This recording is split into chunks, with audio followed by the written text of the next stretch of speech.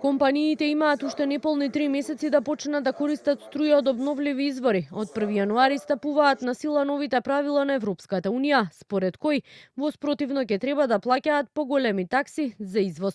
Главната цел е да се намали употребата на јагленот, а за тоа како побрзо да ги исполнат условите на македонските компании, денеска им беше промовиран и онлайн водичот за декарбонизација.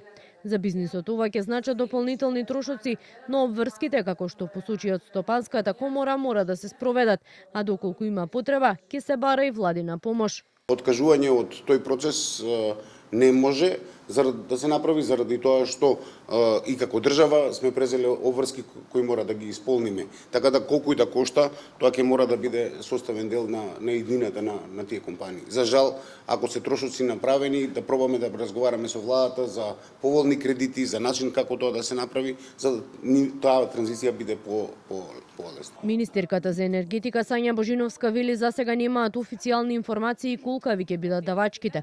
Очекува насоки од Европската енергетска заедница. За оваа тема најави средба со првиот човек на институцијата, Артур Лорковски, следната недела. Во нашите последни разговори ни беше укажано дека ќе се земе миксот на Македонија како држава. Тоа значи дека ние минатата година 40% имаме од обновливи и дека ќе биде тој микс. Значи нема да се гледа поединечно, туку ќе се гледа државата како една целина. Не е ништо дефинитивно, нема ни една дефинитивна се уште, иако знаат они дека е веќе доаѓа ноември, точни податоци, информации нема. За многу мали и средни предпријатија преминот кон зелени, позелени бизнис практики може да изгледа малку застрашувачки.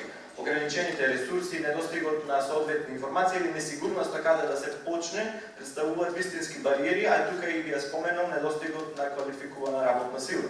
Токму ова е причината зошто беше создаден овој водич за декарбонизација на МСП. Првично регулативата на Европската унија според досегашните најави ќе се применува за увоз на одредени производи чија продукција е изложена на најголем ризик на јаглеродно истекување.